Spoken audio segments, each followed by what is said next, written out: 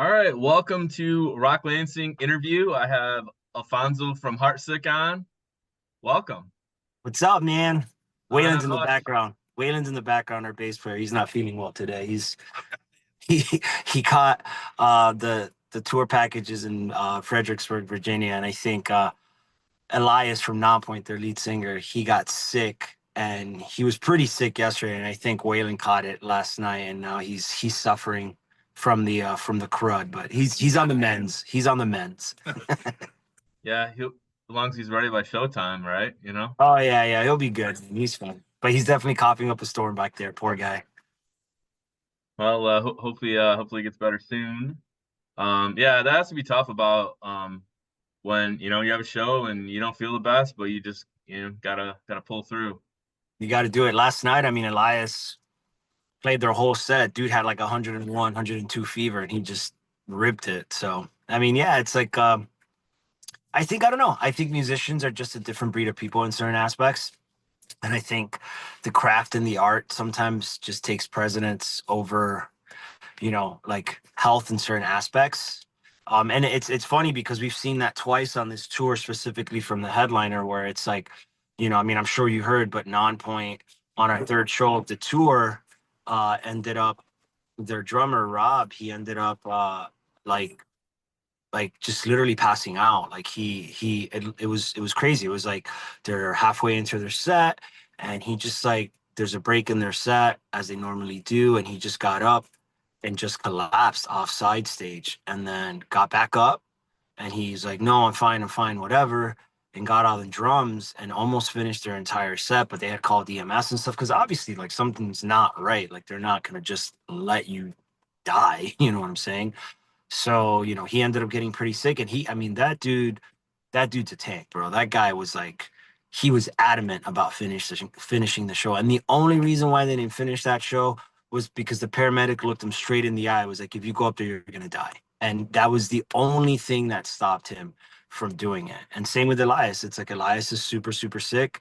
And that dude could have been like, no, I'm not playing tonight, whatever. Like my voice doesn't feel great. And he went up there and he ripped it as well. So we're like that too in this band. It's like unless we're like literally dying, we'll finish the show, we'll do the show. But I don't know. I think it's something about musicians that just have this mentality of get up there and get it done type of thing. And I'm not sure if that's like a cultural thing within the culture of artists and music, or if it's just individuals. I don't know, but it seems to be very prevalent in the art community. Yeah, I have just mad respect for Nonpoint. I mean, I first saw those guys probably 2001 Ozfest, like Yeah, what a day yeah, was breaking, and uh-huh. I've seen them a couple times since then, and they co-headlined Rock Lansing last year, and I mean they just tore it up, like they were great. So, and then when Elias came out with Taproot and did favorite Home. song. Yeah, oh yeah, favorite song. Yep, Favorite yep. song, yeah. That was really cool to see that live, and that was pretty special moment. But yeah, I can everybody. I think bands are passionate about what they do and they care about what they do, and um in this day and age too, like if you cancel a show, there's always can always be like social media a feedback that's not always so great, um Exactly. but you have to understand, like, if people, like, I'm glad the paramedic said that, and I'm glad that Rob didn't go back on the drums, because if you're putting yourself in danger, that's not good. It's not good at Yeah, all.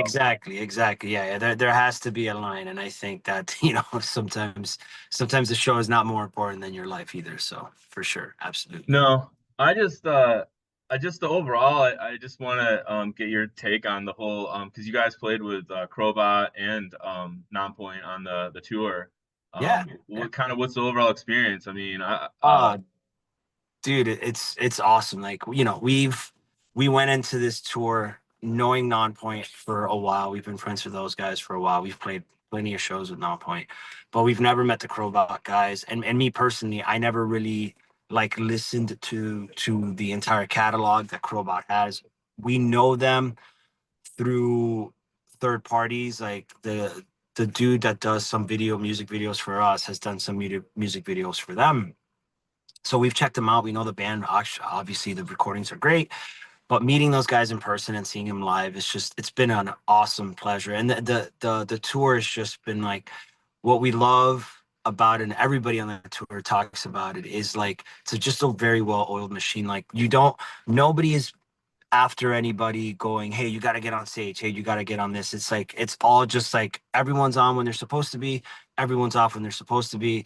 Everyone respects everybody's like space, and everyone respects everybody's like mentality. It's just awesome, man. Like, and the Crobot guys, and I didn't realize that they were on Rock Lansing this Hmm. year until like a couple of days ago. They made a post, and I just like it didn't click, and I was like, oh, they're on it too. So it's like it's gonna be dope because we've already spent a lot of time on the road with these dudes.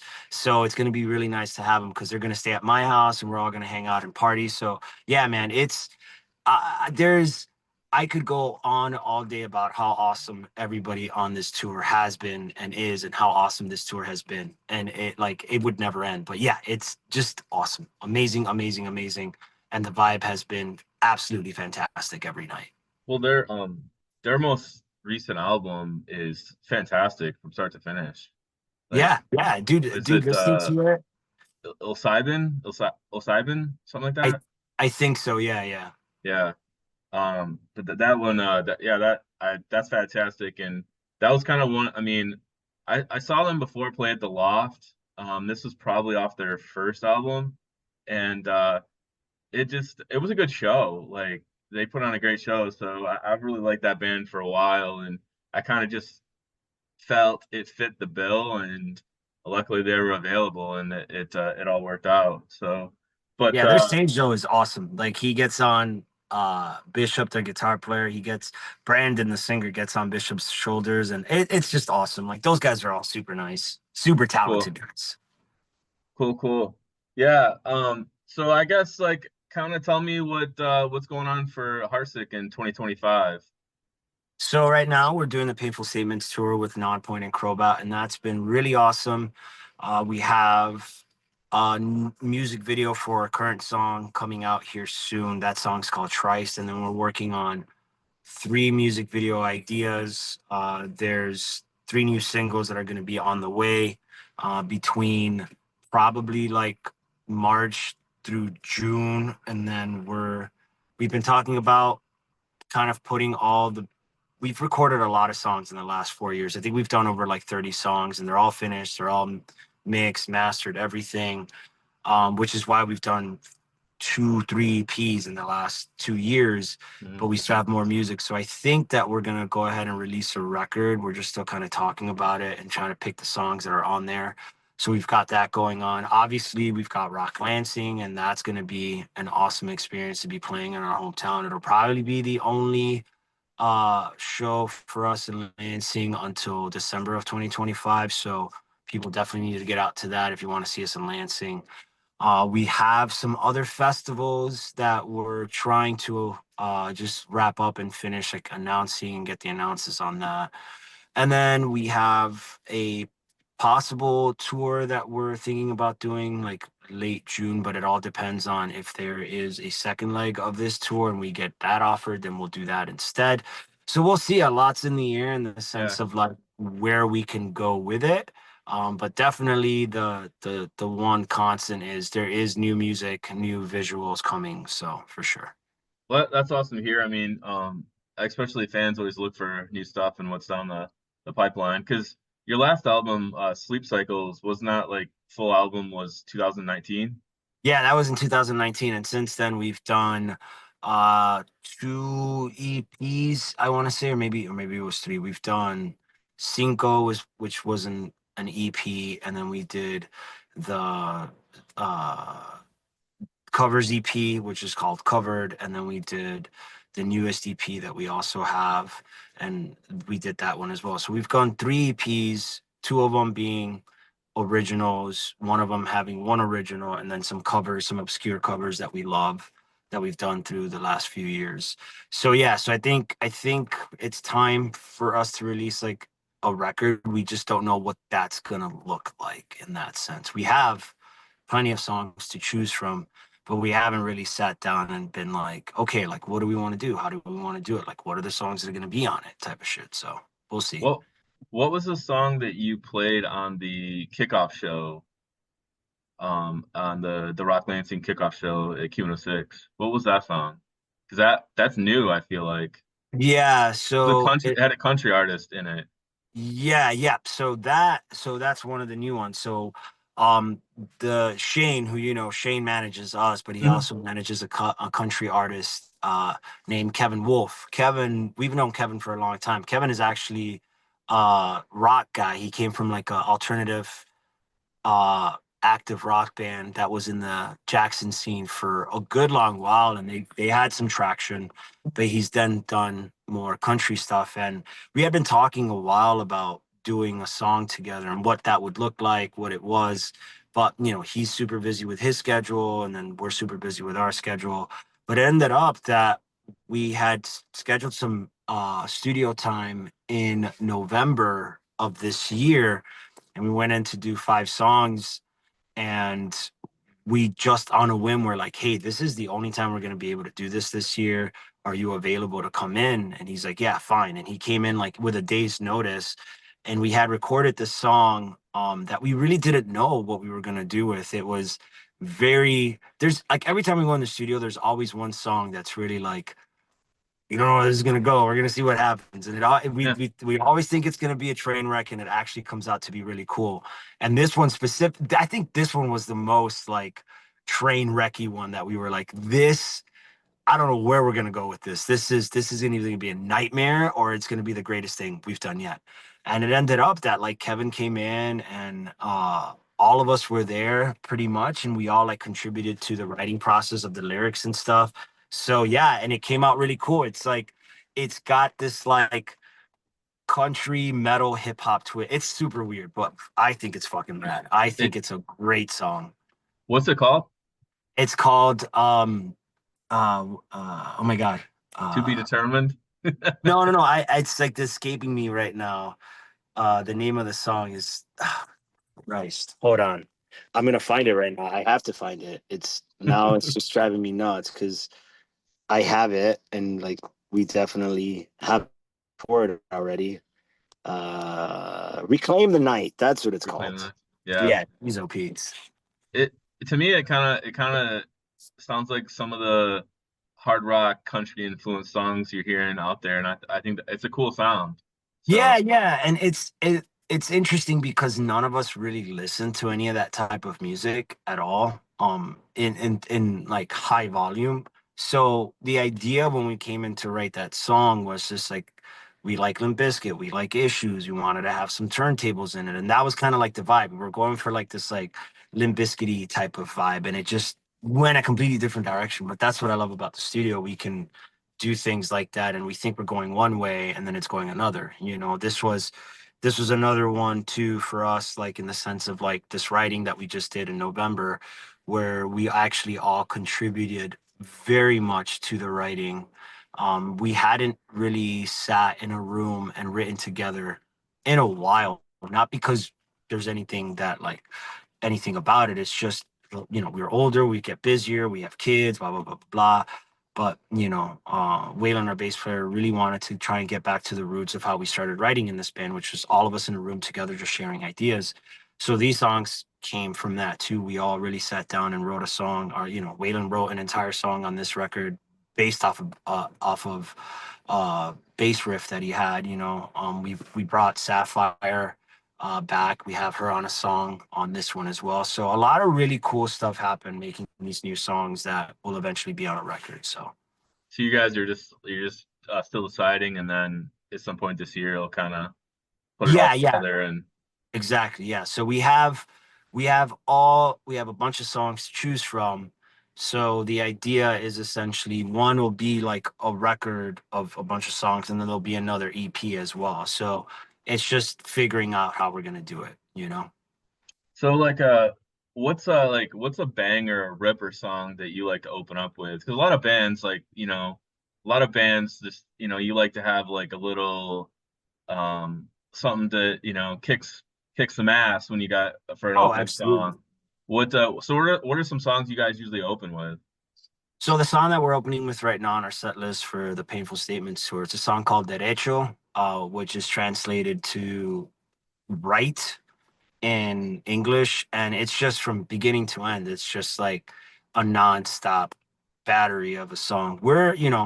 We obviously write certain songs that are a little bit more like palatable in the sense of like they're more friendly to the ear of like someone that's not into like super heavy bands, but we definitely prefer the heavier stuff over the more like radio sensible stuff. So when we make our set list, you see a lot of more like high energy, high pace songs. And that's one song that we open with.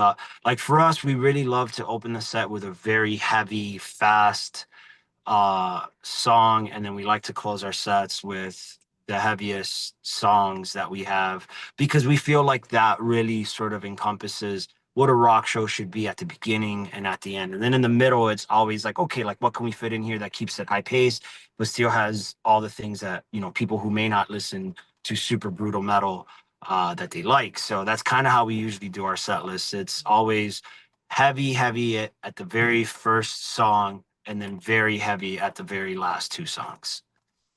That's cool. That's and I thought it was interesting because I mean before the interview I was just looking up like some stuff, and you guys said that you treat every show as the last and every fan as the first. And Absolutely. I thought that that was pretty refreshing because people that have been sometimes doing it a while kind of forget that Yeah. there are fans. Oh yeah, absolutely. For us, like when the band started under a different name years and years ago, we all oddly enough came from a background of the bands that we all loved to listen to were a lot of more hardcore scene bands.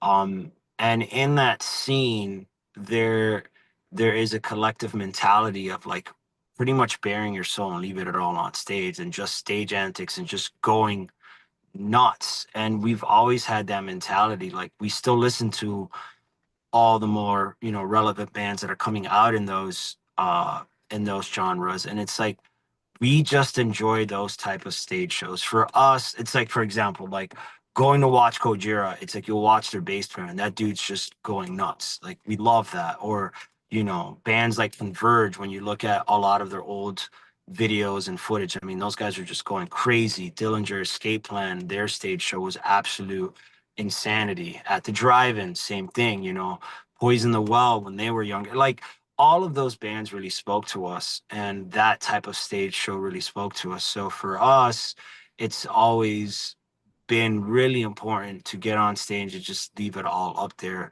And I know there's a lot of bands that after a while, they're like, if there's not enough people, they just kind of, they'll go through the motions on stage, or they'll meet fans and they're tired or whatever and they don't really want to have anything to do with it. I mean, we're not like that. Like for us, it's like once we're on stage, there's this weird light switch that goes on, but it's not something that we talk about. Like we don't sit in the van and be like, hey, remember, you got to go crazy. Like we don't do that. It's just we all have this internal light switch within us that like once we're on stage, we're like, yep, we're gonna rip it. It doesn't matter if there's like one person here or like 7,000. Like we're just going to unleash. And then when it comes to fans, I think like for us, like it we just want to hang out with people. Like we're not I don't think anybody, I feel confident when I speak for everybody in this band. Like, I don't think anybody in this band has ever wanted to be a rock star. We've always just wanted to have fun, and it's just always been fun, and we keep it fun because that's what it should be. If it starts feeling like you have to do something and fuck you and all these other things, it's like then that's not fun. Then why are you doing it? It's like Yeah. first and foremost, it should be fun, and we always do that. And that's what when it comes to fans, that's why we treat fans like they're always the first people we've ever meet because we're just friendly dudes. We want to make friends, and that's how we view people. Yeah. That's really cool and pretty refreshing. And the thing is sometimes that band starts out and they have a look and a sound that is amazing, and you get 10 years later and you see them and you're just like just a little Yeah, disappointed. exactly, Um, exactly. it's okay, you know, people change, music styles change, and all that kind of stuff. Um, so the like on Spotify, the song is it Love Letter? Like you Yes. guys, that song has like the most like listens to it. Yeah. So what album is that off of? Is that like one of your guys' oldest songs? Yeah, it's a really old song. And it's funny because the reason why that ended up gaining so much traction was by complete mistake. We actually don't even really play that song live at all. I don't think we've played that song live in like 9 years or something. And it isn't because we don't like the song. That's not it. It's when you're making a set list, we really think about the set list that we curate. So when you have a song like Love Letter that's very chill and very like moody, and most of our other songs are really high paced and high energy, it's really hard to put that song in a set list where it doesn't feel like you're completely bringing down the mood. And if we were a band that was as big as Breaking Benjamin or, whatever, 3 Days Grace or Lamb of God or whatever it is, you know, it'd be a different story. You can get away with doing stuff like that.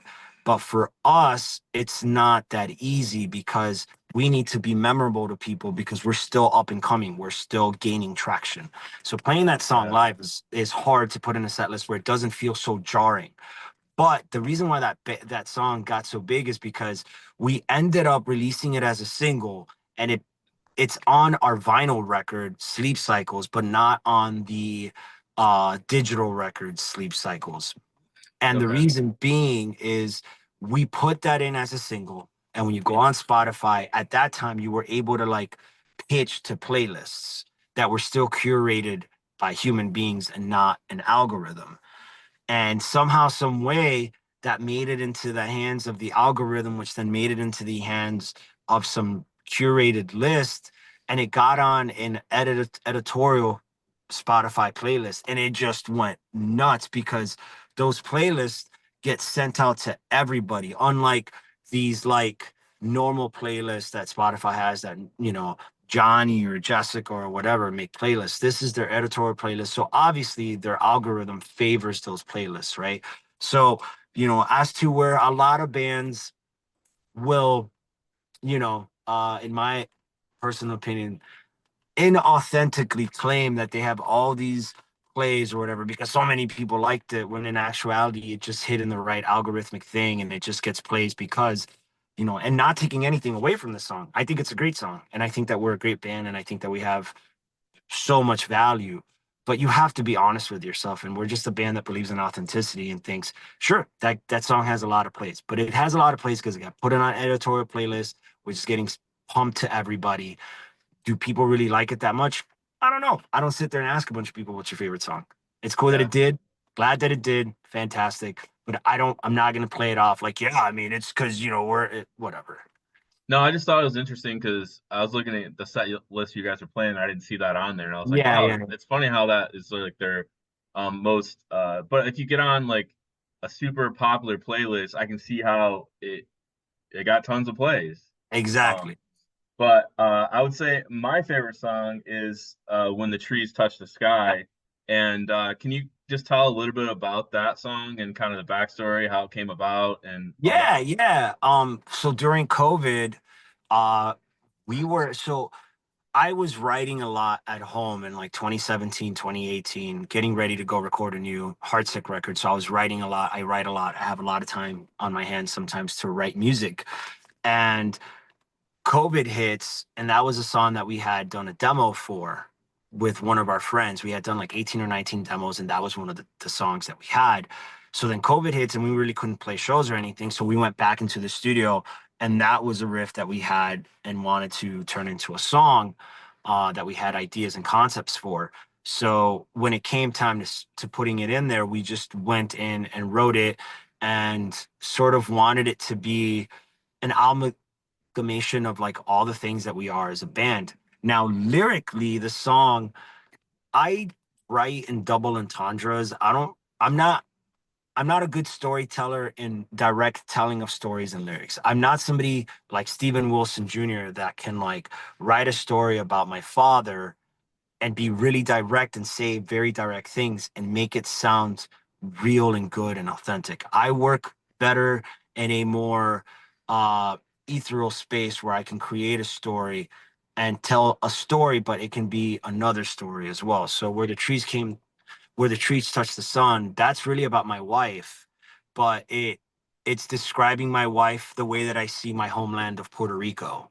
And there is a part in Puerto Rico where you go, it's called El Yunque. El Yunque is a rainforest, and you can go all the way up the mountain in El Yunque, and there's like a castle type thing that you get up there. It's like an overlook. And I mean, you feel like you're touching the trees and the sun. They meet together there. And that's the story. But I'm really talking about my wife, but I'm also describing my love for my homeland. So That's really cool. I had no idea the behind that. So another song that Vice City is yes, that like a tribute to Grand Theft Auto? it is. So again, double entendre. It's a tribute to my favorite video game from Rockstar Games, but it's also a tribute to where I come from, Miami, Florida. I was raised in Miami, Florida. I love Miami to this day. I was raised in a town called Hialeah, and it is a very real love note to my city, but also about my favorite video games. I don't play video games a lot. Waylon and Jared, they play video games very often. They love gaming. It's something that really brings them happiness and calmness.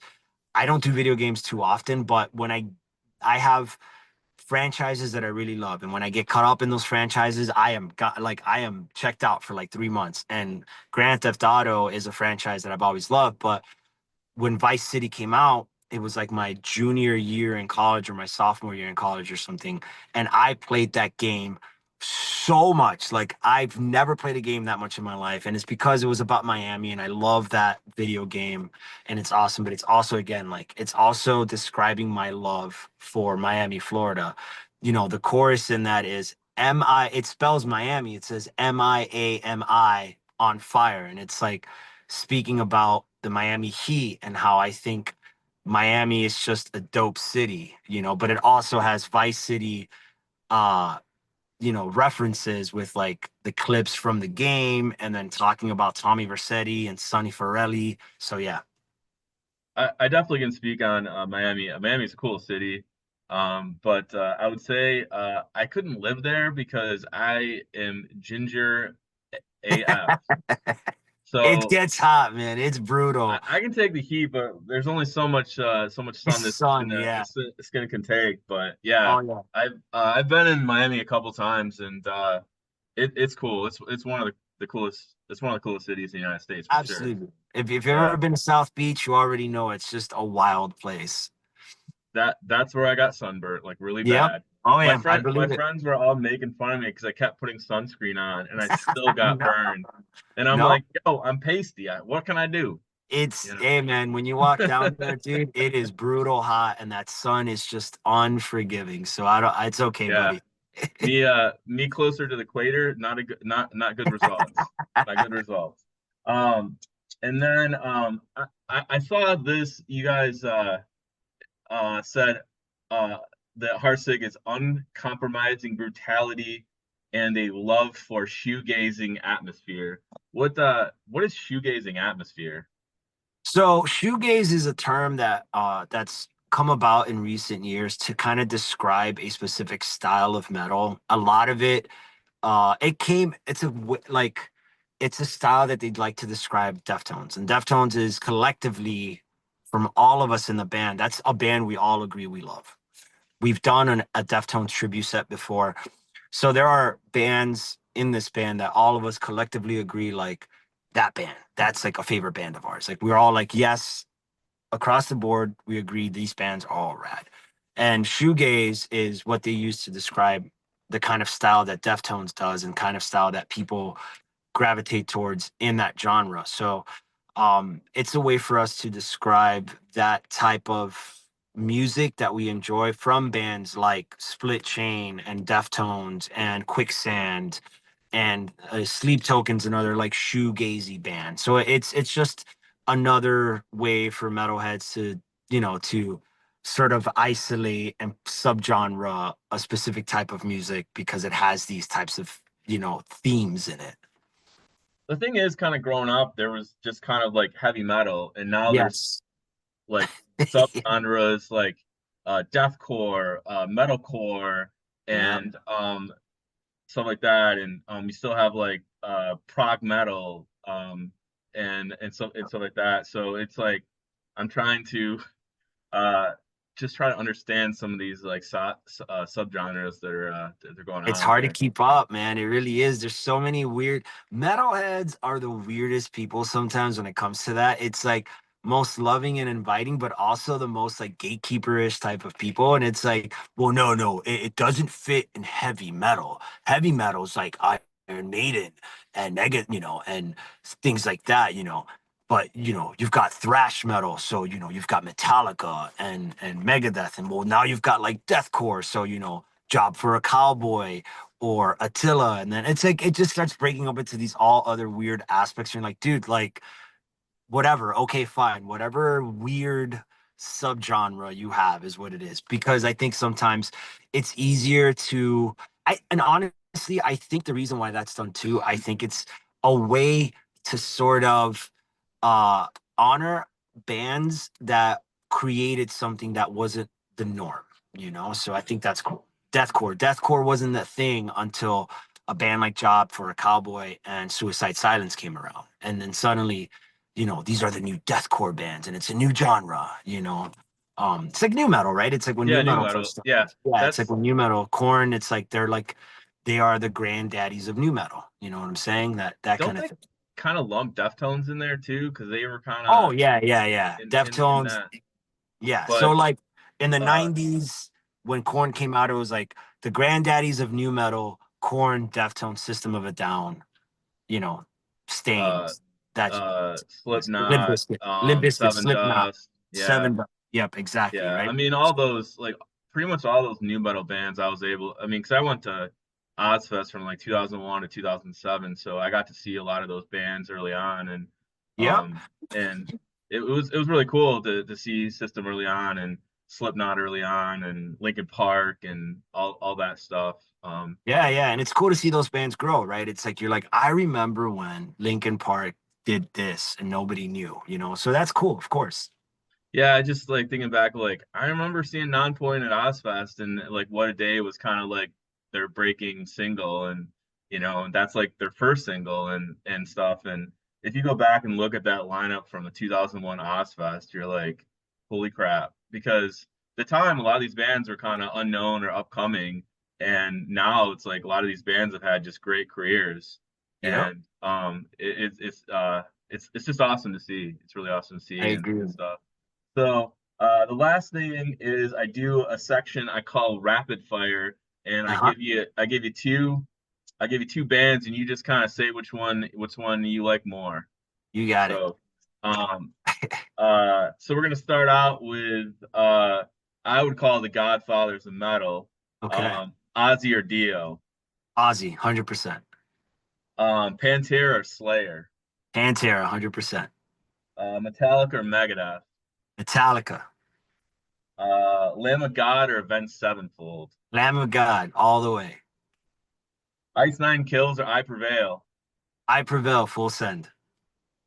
Uh, MC5 or the Stooges? Ah, MC5. That's a tough one, but MC5. Yeah, I mean, Iggy Pop, awesome. And around that time too is when Alice Cooper was in Detroit, with like the MC5s and stuff. Yep. The last one, probably the most iconic metal band, I would say, Black Sabbath or Motorhead. Black Sabbath, man. Like, that's a really tough one, too. Listen, you can't take anything away from Motorhead. You can't take it away from any of the bands that I didn't choose. But Black Sabbath really changed the game.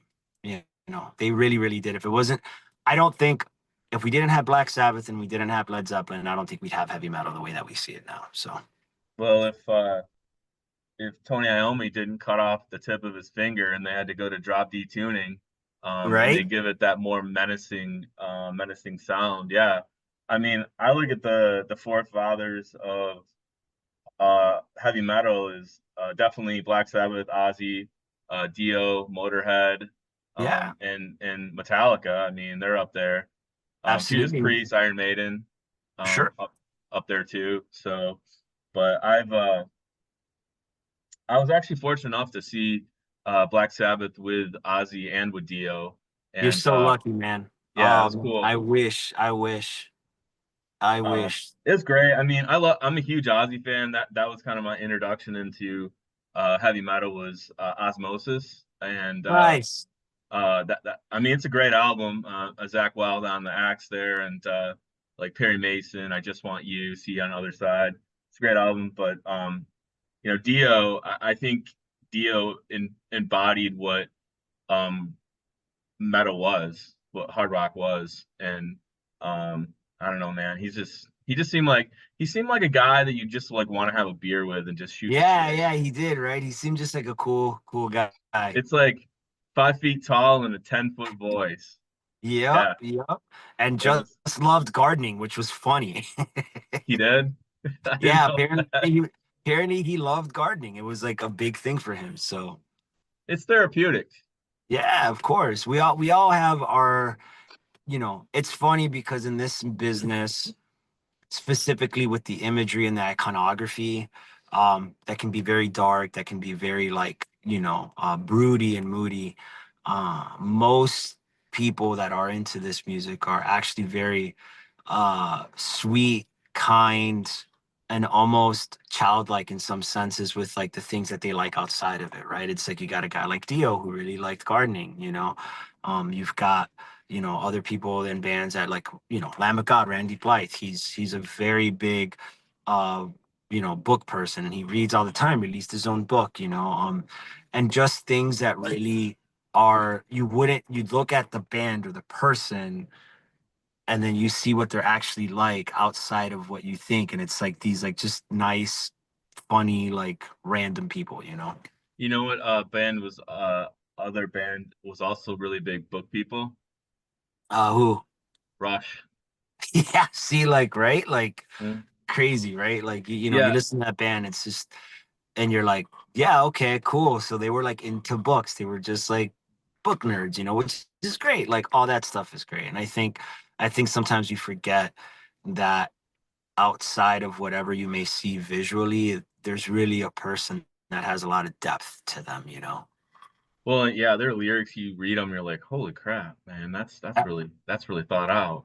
Absolutely, But absolutely. a lot of their lyrics were taken from literature. So, Yeah. and Oh but yeah. the funny thing is that Neil Peart wrote all the lyrics. Yeah. Oh, So, he was very much a intellectual for sure. yeah, because it would be what they kind of say is like Alex and Getty would be the ones that do like the meet and greets, um and then Neil would be the dark force in the room, and like he didn't really like meeting fans. He thought that was kind of weird, and he just, I guess, was like an artist where Yeah, yeah. he was in his own world Mhm. and stuff like that. But yeah, I was fortunate enough to see Rush on their farewell tour. They kind of were Awesome. calling it a farewell tour, but I think um, they weren't going to be like Kiss and have 30 some farewell tours. Yeah, yeah. And they didn't really call it that, but kind of the fans were like, yeah, it's probably their last tour, and ended up being it, and it was really good. Like Oh yeah. it was a really good show. I was fortunate enough to see Rush like 2 or 3 times, and Awesome, man. yeah, I envy you for that. I envy you for that. um, my because when you go see Rush, it would be like 3 hour show, because what they call Evening with Rush, and I couldn't get enough of it. But my wife at the time hated Rush. It's like I feel like they're a band that you love or hate. There's not really any in There's no between. in between. Yep, I agree with you 100%. You're So either you're either into it or you're like, I turn this off right now. Yep. yeah. Well, I think that's a wrap for this show. Awesome. I want to thank you, Alfonso, for coming on, and we'll be releasing this interview in a couple weeks. Yeah, And please let me know when you do, man. I will blow it up, man. No problem. all right, cool. Well, thanks for coming on, and I appreciate it. And see you at Rock Lansing. Yeah, Rock Lansing, man. Can't wait. Bye bye.